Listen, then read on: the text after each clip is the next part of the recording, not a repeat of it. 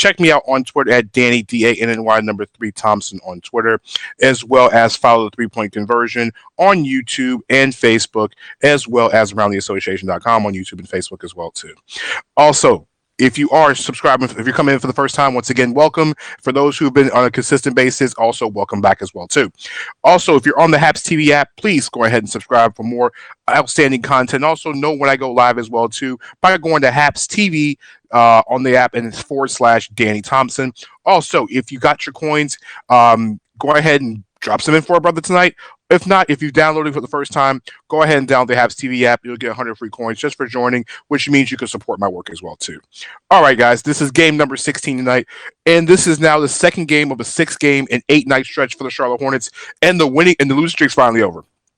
Good news for Hornets fans. Guess what? The Charlotte Hornets took care of business tonight over the Orlando Magic, and it wasn't the most. It was a hairy game tonight. 107-104 down in Orlando. Charlotte goes this season at 7-9, and the Orlando Magic continue their tailspin at now 7-10. And really, this is going to be a completely different team since the injury of Markelle Fultz. But let's focus on the beautiful things that happened tonight out in Charlotte as well, too. So if you're watching the Habs TV on Habs TV or leaving any type of comments in the chat, please let me know or have any questions about the game tonight. We'll definitely want to go ahead and discuss them as well, too. So let's go ahead and talk about what we saw tonight. And it was a game where Charlotte was down the majority of this game. They were down 13 points going into the fourth quarter, and there was something that was said, and of course I'll go into it in one moment with Miles Bridges, as well as you see Precious in the corner, always stopping for Virginia Beach as well, and also she gave me the high award, so I appreciate the 10-cent donation as always. Thank you very much, Precious. All right, so let's talk about the game tonight. Like I said, Charlotte was down for 13 throughout the fourth quarter. Miles Bridges said something in the huddle, which I'll get to in a minute, that was kind of disclosed between JB and also Miles to us in the post-game press conference. It sparked the Charlotte Hornets. But let's go into the first quarter, and let's start how this game broke down. Orlando comes into this game tonight as the NBA's worst shooting team behind the three-point arc. And ironically, the last 3 games, the Charlotte Hornets have probably get up more three-pointers than Steph Curry's hit over his entire career in that stretch. It seemed like every team was shooting threes on a consistent basis on Charlotte. We saw what Toronto's did. We saw what Dallas did. We even saw what Chicago did on Friday night. So the first quarter, Orlando comes out, and what did they do? They do the same thing that every other team has been doing the last couple games, and that's bombing behind the three-point arc. Orlando hit 5 threes in the first quarter, and they shot 61% from the floor. And the part about it that just is difficult to watch is Orlando doesn't have a primary ball handler. We mentioned Markelle Fultz being out with the ACL injury. Aaron Gordon was out because of hip soreness, which he might play tomorrow. Don't know because it's a back-to-back, but he was held out. They had Cole Anthony at point guard, and they've had Evan Fournier also running the point. But the minutes that Aaron Gordon was playing was divvied out between Gary Clark and James Ennis, who were both in the starting line tonight. What Orlando did in that first quarter was getting a lot of spacing. Charlotte was not getting in passing lanes, and they were just allowing Gary Clark to get wide open shots. Even James Ennis knocked down three-pointers. Most of the times what Orlando has done in early portions of the game is allowed Nikola Vucevic to take advantage of the smaller players inside, especially what Charlotte has in the interior with Bismack Biyombo and PJ Washington, who both were in the starting lineup again tonight. The problem was they didn't go to Vucevic early and relied on the three-point shot. So Orlando knocking down 5 threes in the first quarter is something that didn't happen. But if you're watching the game at home, you're wondering, is this going to be a repeat of what we saw? On the Hornets side of things, the slow start really wasn't too bad because Charlotte got good looks, but once again, the shots weren't falling. You know, outside of Gordon Hayward, who was 4 for 6 in the first quarter, the rest of the team was 5 for 18 shooting the basketball. If you want to even take away PJ Washington's 2 for 3 shooting in the first quarter, the rest of the team was just completely bad. Devontae Graham and Terry Rozier got off to an 0 for 7 start. They couldn't hit water. The shots, it was good shot selection, but it wasn't going in.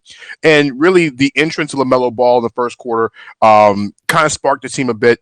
He had 3 points, a couple assists, and a couple rebounds that first quarter. And Miles Bridges, they started getting better on the defensive side of the ball. But really, the starters put him in the hole. And this is something that, if you listen to what Del Curry said, the key to the game for Charlotte is not giving up 30-point quarters. The good news was it was only 29. The bad news was you can't shoot 37% in the quarter and expect to win. You go into the second quarter, Charlotte was still scrapping still trying to figure out their way, but really, Miles Bridges in the second quarter and LaMelo Ball in that second unit. Let me tell you what the second unit did for Charlotte in that quarter. If you look at the numbers and the way the minutes were distributed, one thing Hornets fans have been saying was, we need more LaMelo Ball, we need more Miles Bridges. We got to figure out what's going on with Devontae Graham or whatever. And if you listen, James Borrego, listen. Going into the game, James Borrego had mentioned he mentioned yesterday that LaMelo Ball and the Miles Bridges and the bench need to play better. They were outplayed by Chicago. They looked horrible, and Miles Bridges didn't even take a single shot in this game. Hello, Peter. Always from Seattle. Peter, like I said, check out Peter. Also subscribe to him as well, too, on Haps. Always for the love. But in this game tonight, what Borrego had said before the game was they had to play better. LaMelo Ball had to play better. Why he only played 2 minutes in the second half or a minute 30 seconds was he didn't play well. He challenged his bench to be better. It wasn't a challenge to LaMelo Ball. It was a challenge to not just Ball, but to Miles Bridges, to Cody Zeller, to Caleb Martin. The bench players needed to play better. They got outscored by almost 3-1 by the Bulls, and they just didn't do anything on Friday night. They came in tonight, and Miles Bridges came out super aggressive. He had 9 points in the quarter, but really it was all about his aggression. He was getting to the rim. He was knocked down a three-pointer. He was getting in the lane, and you saw him and LaMelo Ball playing that two-man game. You saw the alley-oop. They were looking like the combination that we saw in preseason and the early part of the season. It wasn't just LaMelo. It was Miles. They were starting to rub off on each other. And if you look at the minute total in the second quarter, LaMelo Ball had was almost 11 minutes, 10 minutes played in the second quarter. Miles Bridges played almost 9 minutes in the quarter. And if you look at the breakdown, Biyombo and Graham didn't play much more than about 5 minutes apiece, and PJ only played 6. Give the bench a lot of credit in this quarter because really the bench kept them in it. Bridges was active. LaMelo was active, and even Cody Zeller wasn't scoring the basketball, but you saw the passing. You saw the Charlotte Hornets looking like the team that we saw that was also one of the NBA's best in the first few games of the season by getting assisted on made baskets. 15 assists in the first half on 20 made baskets, which is 75%. Up until this bad stretch of basketball, guess what? Charlotte was doing what they had to do. It was 75%. There was 73% for the majority of the season assist to made basket ratio. This is what James Borrego had been preaching throughout the first half, throughout the season, that because they're playing small and they have so many ball handlers and guys who can create shots, this was the type of effort they needed. Everybody was around the court and they were making plays. Gordon Hayward at the half, it was 58-50. Charlotte was down at the break. The good news is we've all learned this. Charlotte is the best second half defensive team in the entire NBA. They give up 51 points a game going into Friday night when they played Chicago. They play the best second half defense in the NBA. So as long as the game was close, Charlotte had a chance to win this game. It was really all about keeping the game close. Gordon Hayward had 19 points in the first half to lead Charlotte. Ball and Bridges both had 9 apiece. The real problem in the first half was Devontae and Terry only was 1 for 9 from the floor. They combined for 4 points. And as Coach had mentioned, you can't just have halves where one guy does one thing and then you have to rely on somebody else to do it. I asked Coach about getting Terry Rozier going early, and he couldn't figure it out because when you have two guards like Terry and Devontae and trying to get them both going early in the game, with Hayward being so good, and we'll get to Gordon and how good he is in a minute, it's difficult to get everybody going. And 1 for 9 shooting in the first half was bad, but the bench was really, really good. Charlotte was down by 8. You go into the third quarter, and Charlotte kept plugging, kept fighting away at the lead. The problem was Nikola Vucevic is an all-star for a reason. And what did they do in the first half? If you look at Vucevic's numbers in the first half, they didn't go to him as much as you thought he would. He had 6 points on 3 of 10 shooting. It was good defense. But what they did in the third quarter was get the ball in Vucevic's hands and really allow him to use the pick and pop. We saw Cole Anthony making the pick and pop swaps, knocking down three-pointers, and you thought with Orlando in that quarter hitting 3 threes in the third quarter, Ennis hit another one, that Orlando was going to stretch the lead. But what we saw for Charlotte was they started to adjust. They started making adjustments towards the end of the quarter. Bridges started getting more and more effective. LaMelo was in the passing lanes. Yeah, he had 2 turnovers in the quarter, but you saw the difference in LaMelo's game tonight that we had saw in the first few games. If you watch him on the defensive end, Yes, Charlotte was running zone, but what you saw on him on the defensive end was effort. He stayed in his area. He didn't allow open shooters. Orlando just hit shots. So as you got to the end of the third quarter, Orlando was really pulling away from this game. They really hadn't dominated. It was 86-74 going into the fourth quarter.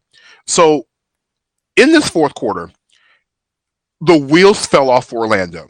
The wheels on the Magic bus started going down, and it started going down quickly.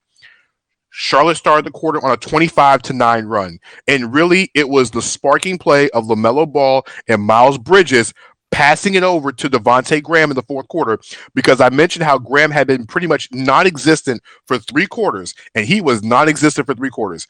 Graham at this point in the game was only 1 for 7, a negative 20 going into the fourth quarter. Terry was 1 for 7 in the fourth quarter.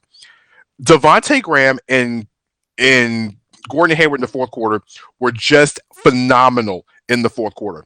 And when I say phenomenal, Devontae looked like the player that Devontae was all of last season.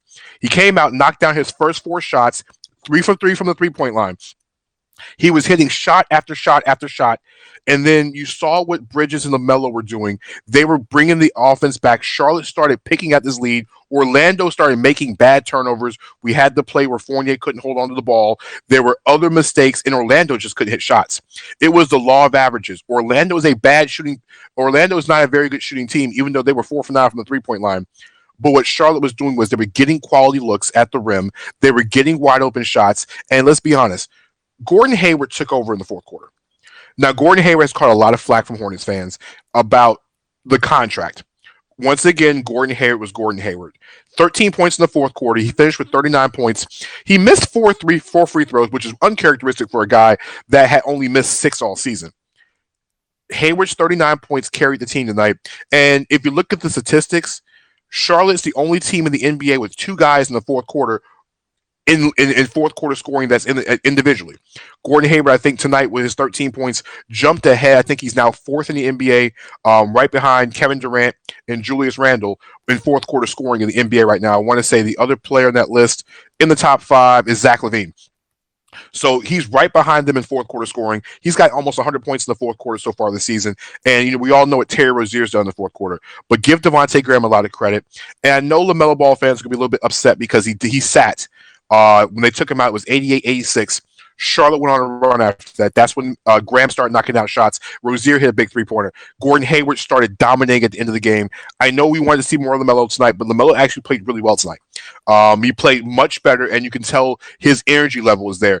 His effort was there on the defensive side of the ball. Offense, he had the turnovers tonight, but the effort was there defensively, and that's what you want to see from LaMelo Ball. Miles Bridges had an outstanding game tonight, and one stat Miles Bridges will not see on the score stat sheet tonight is, as you look at his final numbers for tonight for Miles Bridges and LaMelo Ball, say Bridges finished the game with 18 points and 6 rebounds to go along with those two steals in the block.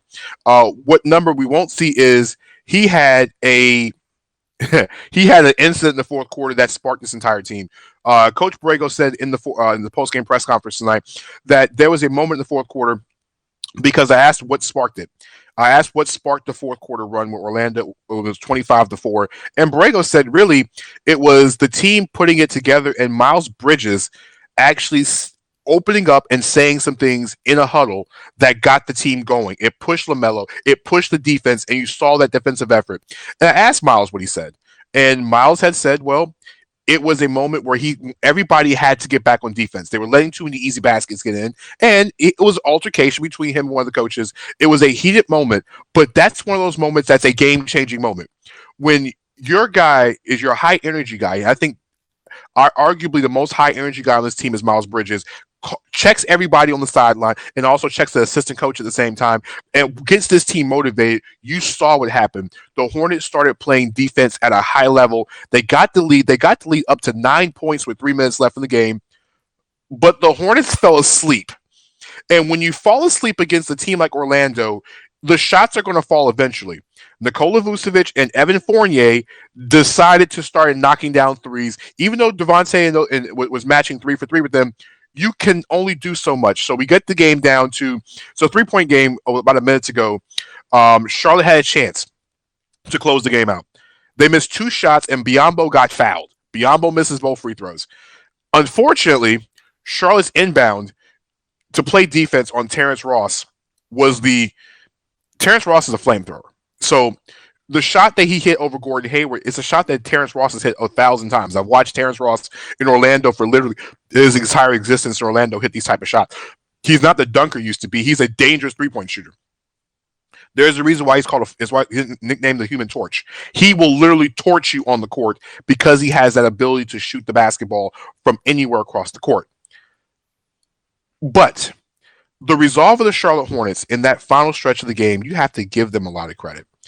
The final inbounds play of the game, it was literally games on the line, and it's a tie game because I said when Ross hit the three, it became a tie game. About 8 seconds left in the game, and then JB, who I've been working all week, and even Hayward said in the postgame, they worked on out of bounds, situational timeouts, what to do in certain situations. Well, Gordon Hayward had been hot the whole game, and so why not Gordon Hayward get the ball again?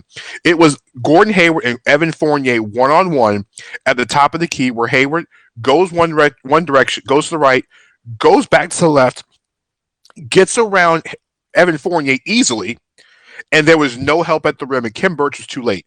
By that point, you had the easy layup. Game is pretty much a 2-point game, and on top of that outstanding effort by Hayward on the play, the next play was even better. So Orlando calls a timeout, and it's an inbound. The Charlotte defense held his own. They caused a 5-second violation because Cole Anthony couldn't get the ball in. Great defense by PJ Washington. They basically took away all 5 options. PJ was the man screening, jumping, but give the other 4 players on top of PJ Washington outstanding credit because nobody could get open. 5-second call. Orlando had no more timeouts. This game ended.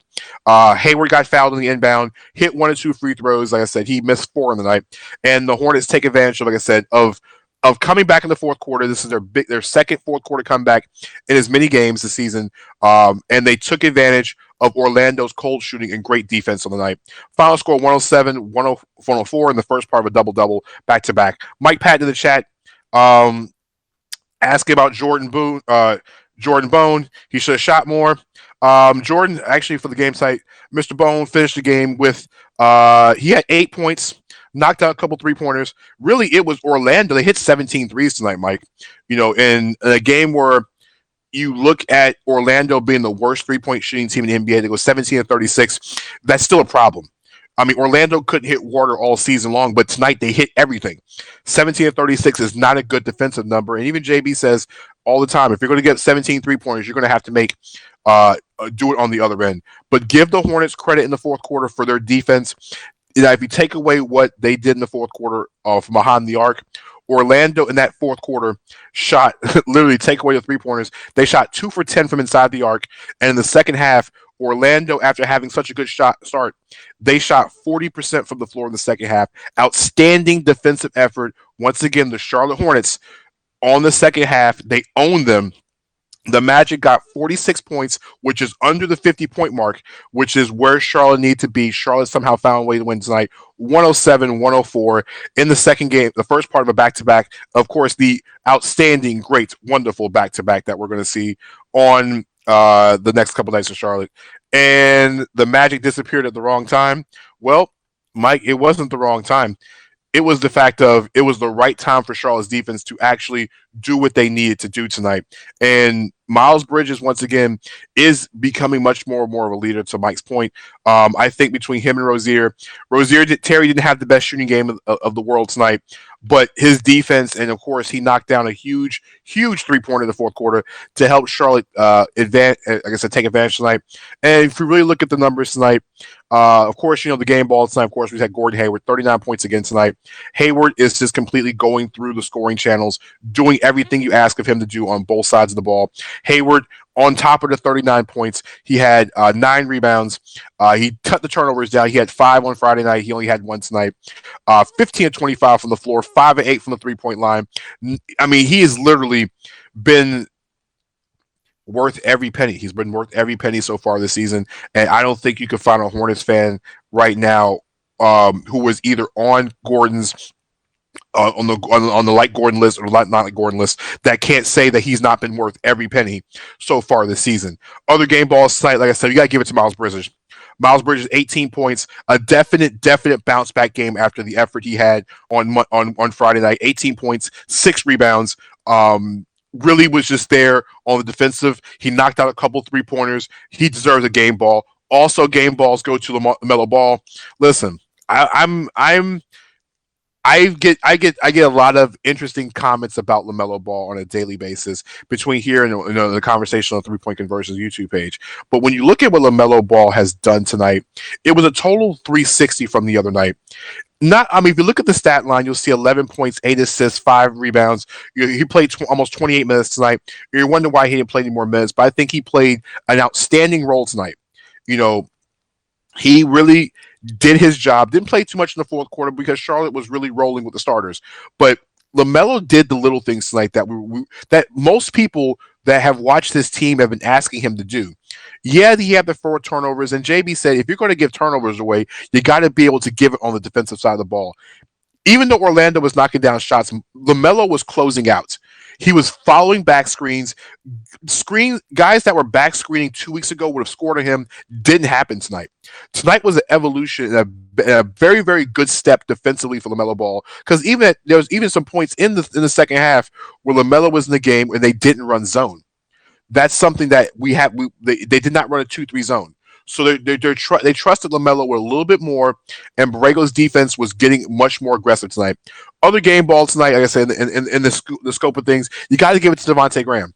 Once again, Devontae, listen, he struggled. He struggled for 3 quarters. If you look at the 5 for 14, you can be like, well, he had a terrible game. It's not how you start, but it's how you finish. That fourth quarter, when Charlotte was getting the lead back, Devontae Graham looked like the guy that we saw last year that should have got way more votes for most improved player. 11 points, 3 assists, 0 turnovers in the fourth quarter. Speaking of 0 turnovers, the Hornets had not 1 turnover in the fourth quarter. They didn't give the ball away. Everybody contributed, whether it be Bismack Biyombo having a couple of steals in the fourth quarter, Terry Rozier being everywhere across the board with 5 huge defensive rebounds to go along with the 5 points. You talk about what Miles Bridges, it wasn't the numbers he did on the floor, but it was the actual the pep talk. LaMelo Ball didn't do not one thing in the fourth quarter, but they were on plus 11 with his enthusiasm on the quarter, even though he did nothing in the fourth quarter. Everybody contributed tonight, especially in the fourth quarter when they needed it. PJ with some good rim protection. There was a play where I want to say Gary Clark got to the rim and PJ held his own. He also guarded Vucevic. The Orlando, with the exception of James Ennis, who didn't even play in the fourth quarter, every Orlando player in the fourth quarter was a -6 or worse, with Clark, Dwayne Bacon, and Kim Birch all over -10 in the fourth quarter. Give this defense a lot of credit and give them the effort. Like I said, you have to give game balls to everybody, especially the team in the fourth quarter. Now, where do we go from here? Well, these two teams will turn right back around. They'll go back to the hotels and wherever they're staying, and guess what? We'll do this again tomorrow. They'll be playing tomorrow night at 7 p.m. over at the Amway Center for Game 2 of the 2-game series. I feel like it's baseball now. The 2-game series between these two teams at Amway Center. And really, it's been an interesting ride for Charlotte tonight. They got off the losing side. And really, Orlando is a team that, like I said, is in transition. We don't know if Aaron Gordon's going to play tomorrow night. They don't really have a primary ball handler. But to give this team like I said, they forced turnovers. They had 4 turnovers in the fourth quarter. They forced. Orlando had 15 turnovers as the game. Only 27 assists. They really harassed ball handlers in the fourth quarter. Evan Fournier had 4 turnovers. But really give this team a lot of credit tonight. Charlotte shows, as Coach Borrego said, a lot of resiliency in their efforts. So really, the rest of the week looks like this. They play Orlando tomorrow night in the back-to-back. Then they fly home to get ready for Indiana, a much different Indiana team that you would expect it. They play 2 games in 3 nights. That's going to be an interesting test because Miles Turner is one of the best shot block. The NBA's leader in shot blocking, and it's not even close. So it's going to be interesting to see how Charlotte will be able to get to the rim with a rim protector like Miles Turner back there. And then we all know the Milwaukee game is Saturday, 8 p.m. So check us out at 3pointconversion.com to check the post-game interviews with Coach Borrego, with Gordon Hayward, and Miles Bridges. Also, we also had a chance to speak to LaMelo Ball yesterday as well, too. So if you haven't had a chance to hear about LaMelo and what he was talking about being a better basketball player, by all means do so. And also, Hornets fans. It's very interesting as you go through different Hornets groups and different Hornets social media and people who follow the team, and people who are fans all the way around. Whether you're a fan of the team, you fan of LaMelo Ball, or wherever Hornets fan you are, not everything you read is really directed at where it's supposed to be. There was a meme that was out yesterday that went around social media yesterday about Coach Break about LeVar Ball's comments about LaMelo coming off the bench and what James Borrego had said yesterday to us in the shoot around yesterday. Those two comments had nothing to do with one another. I was in the conference, the press conference on the presser yesterday, or shoot around yesterday, with Coach Borrego, and they had nothing to do with either one of them. It's just that being in the media, sometimes people will take comments and quotes and take it to a whole totally different direction. What Coach Borrego said yesterday was holding LaMelo Ball accountable for what he's doing on the court. If you're turning the ball over on offense and not covering on defense, you're not going to play. That had nothing to do with LeVar Ball's comments. And really, it was taken so far out of context. You have a divide already in Hornets Nation about LaMelo starting or LaMelo coming off the bench. And this just makes things worse. On top of that, LaMelo Ball is 16 games into his career, and I'm not understanding where the idea of him asking for a trade or him forcing a trade 16 games into his career. It really is not that serious. LaMelo said himself yesterday he's got to be better. And coach has said he's got to be better. There is not anything in this franchise that says that they're not trying to give LaMelo Ball the ability to do so and to be the leader of this team, because we all know eventually, as long as he's giving it on both sides of the ball, he is he is the most talented player on this team. Okay, I mean, he has the biggest upside of anybody on this team. I don't think nobody can disagree with that. But when you ask the question about LaMelo and his playing time, or LaMelo and his happiness, it's really a lot of fans who are just wanting to see him play. And I understand it and I get it. But people have to realize that LaMelo is not walking into a situation where he's asked to be the savior. If you look at the other rookies across the NBA, it's not a savior situation. These rookies never had a chance to go through Summer League. They had a different type of training camp, and Hunter Butler stopping through. What's up, Hunter? Appreciate the shots. I'm trying to get you on screen so people can see it. Big shout out to you, Hunter. I appreciate it. But a lot of these rookies don't have a chance to literally had a chance to do training camp. They didn't have a chance to do, OTAs throughout the summer. They really only had training camp. And Charlotte is in a unique situation. If you look at the way the draft boards were set up, and you look where the top two players were, Anthony Edwards and LaMelo Ball and James Wiseman, if you look at the fits and where they could have gone, Wiseman was a fit in Golden State. He was a fit in Charlotte. Anthony Edwards was much more of a fit out in Minnesota, and it really could have fit in with Golden State because of the Klay Thompson injury. And of course, he could have fit here. LaMelo Ball and D'Angelo Russell would have been a really, really weird combination. On top of that, if he went to Golden State, I don't think it would have worked effectively, because both Steph Curry and LaMelo Ball both need the ball. I don't think that would have worked. So coming to Charlotte had two guys last year that were over 18-point-a-game scorers last year, and Devontae Graham should have got way more love on the Most Improved Player of the Year award, because it's very rare when a player scores over 13 points a game from one season to the next. Devontae hit over 200 3-pointers last year. I think it was 218 last year. He finished in the top 5 last year. He played, and really, Devontae was a flamethrower last year. And even though you look at the shooting numbers, he shot 37.3%, but he shot over 500 3-pointers.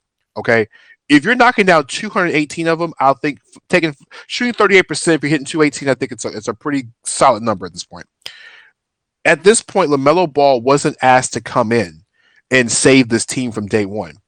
What Charlotte was doing for him, and what Charlotte is doing for him right now, is letting him develop. Because yes, he did play professional basketball in Australia, and yes, he has played professional over in Lithuania, and he also at the same time, he played in high school. But if you go back to Australia, LaMelo Ball only played 13 games in Australia. His team was 3-10, and then he had a foot injury that kept him out the rest of the year. So it wasn't like he played a complete season overseas. The shot numbers were bad, and also the field goal percentage was bad, on top of the fact of defense. But we all saw what the ability was. At this point, you're asking a rookie to come in and really learn. Gordon Hayward is also added as well too, so that adds a different dimension when it comes to ball handling.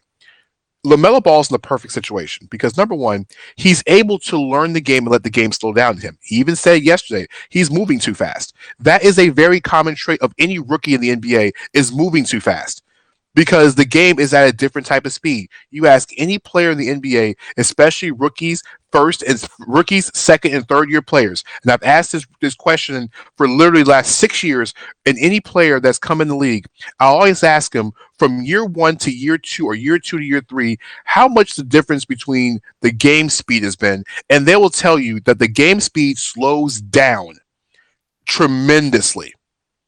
It slows down. And for LaMelo, the game is still fast to him. Yes, he is a guy that moves the needle and he does different things, but the game is still fast to him. As you can tell with the rotations on defense, his defensive planting, watching the ball instead of watching where he's supposed to be, those are things that rookies go through. The good news is he can learn from them. It's not to the point where he has to be forced to play because they don't have nobody there. Terry Rozier has had an outstanding start in the last 2 games. Hasn't been good, but Rozier is top 10 in the NBA in fourth quarter scoring. He's still, I think, close to 20. I think still over 20 points a game this season, or right around it. And Devontae's game is getting better and better after the slow start. And really, Commit to Sobriety over on YouTube is saying, Devontae, I'm sorry, I'm having issues putting the stuff on the screen. I do apologize. But he's saying Devontae didn't get love because of after his hot start. He fell hard. And the thing was, if you look at Devontae's numbers last year, Devontae shot 38% from the floor. This is nothing different than what we saw last year. Shooting 28% in the first 7 games is not good. But when you've done what Devontae did last year, you deserve equity.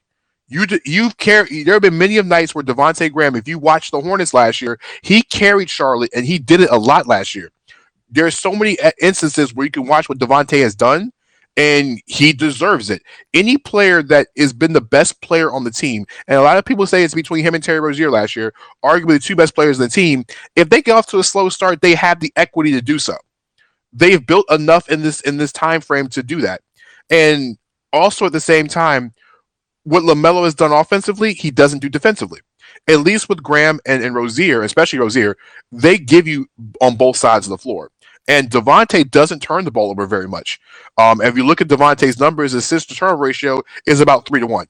And tonight, Devontae, if you look at his numbers tonight, Devontae, 6 assists, not 1 single turnover. So there have been moments where if Devontae's shot's not been going, he's getting his teammates involved. If you're not scoring and you're getting your teammates involved, guess what? You're still going to play, regardless of any situation. Now, LaMelo Ball is arguably the most exciting player, arguably this franchise has had. I mean, he might be more exciting than Kemba Walker has, and I understand that. And as a person that has not only covered this team or covered the NBA, but I've been a Hornets fan since I was going back to 1988. I'm 37, so I was a small child when the Hornets first got to Charlotte in 88. So I have been a Hornets fan before I became a media member. This is my hometown team. So I have watched this franchise my entire life. And I can only mention maybe 5 players that have gotten this franchise or the fan base, their blood pumping. And I understand that. But this kid is not brought in to save the team right now. Is he going to be a starter? We all know it's eventually going to happen. I've been saying it right. I had said it was going to be mid-January if the wheels had fallen off, but Charlotte hit a winning streak, and they were at 500 right around mid-month, so it kind of pushed the timeline back. I think LaMelo Ball will be a starter sometime next month. Right as I think before we get back to the next big home stretch of games, I think unless the team gets to be, they start increasing their weight going towards 7, the 7th spot in the East, I think a lineup change will probably come soon enough. Either A, due to injury, B, due to maybe another slow stretch of games, or it might be the point where LaMelo is just basically improved so much that you have to make the change in the lineup. But there's no reason to rush this process. There's not a reason to. This is not NBA 2K, and this is not You don't have VC to magically make LaMelo Ball into a starter, and really firing James Borrego is not an option. So the fire James Borrego movement is not happening. This team is way better than it was last year and way more competitive than they were last year. He's not going anywhere. Michael Jordan in the front office, I'm so certain they're happy with where they are. Does losing hurt? Of course it does. But look at where they were last year with 23 wins last year, and look at this team now at 7-9. If you watch this team last year and watch this team this year, two totally different teams, two totally different efforts, and this team is much better than they were last year. So it's a process. Sorry if you don't like how the process is working and you want to do something different. I can't really say much for you, but the fire movement for James Borrego is not happening anytime soon. Hate to burst the bubble. Now there is more things with Charlotte going on, but the good news is, like I said, I'm not sure if they haven't told us. I don't think it's gonna be a shoot around tomorrow because of the back-to-back. But we will be on with post-game or pre-game with Coach at 5:30. So check out the 3-point conversions Facebook page for the post-gamer with JB tomorrow. Also at the same time, we'll be on for post-game, and then I'll be on for the post-game show live. Let's see, with 7 o'clock tip. I'm thinking probably right around 10:30, about 10:30ish tomorrow night here on Haps TV. If the internet doesn't go out my apartment again. All right, so yeah, check me out tomorrow night, 10:30 here on Haps TV for the post game show. Game 2, Hornets and Magic, and then like I said, we'll catch you guys on Wednesday for the show. Also, like I said, big ups to Jeff Adams who just subscribed. Brian Waters, I appreciate you as well too, and check out Brian's work. He did double time tonight with the AFC championship game, post game show, and the NFC championship game. Check out his work. I know his Ravens aren't playing right now, but he puts in quality work, and also show some love to him as well too. Mike Latista, what do you think about the Hawks? Well, they're an NBA team. I don't know much more you want me to tell you. They're an NBA team right now. And yes, I've been getting a lot of questions about the NBA show. Don't worry, it's coming soon. Appreciate you, Mike, with the 25-cent Heart Award, and Ted, of course, with the High Five Award. I appreciate everybody for stopping in and donating tonight. And like I said, also subscribe, and also be a donor as well too. Listen, $1 a day keeps the show going a day. That's all I'm saying. $1 a day of donation, and listen, you'll see way more content for $1 a day, even 50 cents a day, and 50 cents a month. That's all I'm saying. All right, but like I said, big shout out to everybody, like I said, for coming through. Check out Mike Patton's work with the AFC show. He does the AFC South show every single week. Different people talking about the AFC South outstanding show. Yeah, Ted, an NBA show's coming. I'm just saying. But for myself, like I said, check me out on Twitter at DannyD8NY number 3 Thompson on Twitter. Follow me on the 3pointconversion.com as well as the 3-Point Conversions YouTube page. Like I said, we talk Hornets all day over there, and also we'll do, like I said, check out the site as well too, because they have post-game interviews and also press conferences from all the AFC and NFC championship games, and also all their coverage on Super Bowl week as well too. Check out the show tomorrow night, Beyond the Buzzer, on YouTube, is on Facebook, Zingo TV, and I-95 Sports Network, 9 p.m. tomorrow night. As well, like I said, check us out. Ted, you're going to kill me with this one. All right, guys, I appreciate you guys. And we went over 20 minutes longer than I was supposed to go over tonight. Don't worry, we'll see you guys tomorrow. Follow, like, subscribe, and also become part of the show.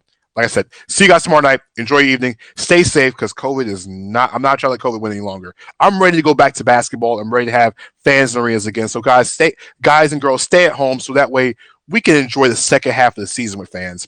Peace out, y'all. Have a great night.